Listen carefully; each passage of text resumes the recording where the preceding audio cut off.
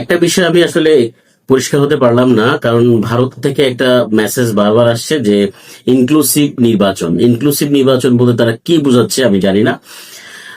কারণ হচ্ছে যে বাংলাদেশে যতগুলো রাজনৈতিক দল রয়েছে সবাই নির্বাচনে যাবে, সেক্ষেত্রে ইনক্লুসিভের এখানে পরিষ্কার একটা মেসেজ রয়েছে, এখানে ইনক্লুসিভ হবে। কিন্তু তারা ইনক্লুসিভ বোঝাচ্ছে যে আওয়ামী লীগ, ইনক্লুসিভ বলতে বোঝাচ্ছে আওয়ামী লীগ।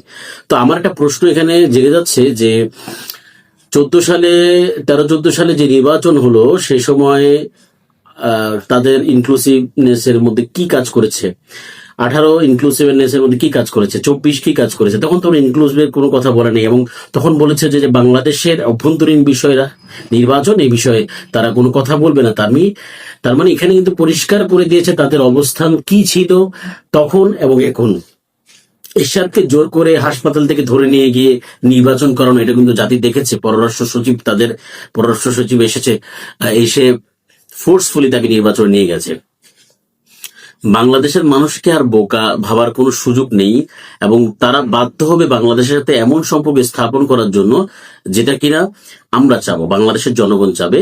এতদিন ভারত যেভাবে চেয়েছে যে আমরা একটি দলকে এখানে বসাবো, এই বসানোর মাধ্যমে আমরা তাদের সাথে সম্পর্ক স্থাপন করবো, তাদের থেকে যত সুবিধা আছে সব নিয়ে নিব, এই ধরনের রাজনীতি আর চলবে না। ইনক্লুসিভ কথাটা এখানেই শেষ। সেটা হচ্ছে যে আওয়ামী লীগ এখানে ডেড, এটা এতটুকু ক্লিয়ার।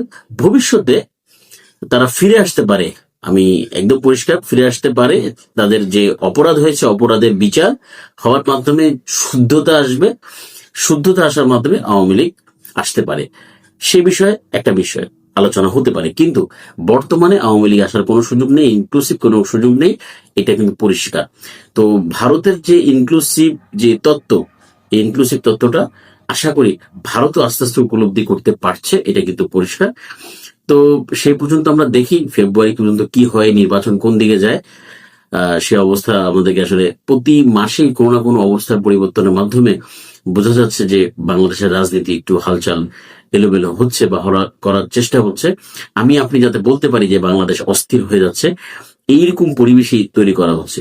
তো আমরা সাধারণ মানুষ হিসেবে পুরো বিষয়টা অবজার্ভ করা ছাড়া বা কি ঘটছে সেটা দেখা ছাড়া কিছু করার সুযোগ নেই। তাই অবজার্ভ করি কি হয় শেষ পর্যন্ত।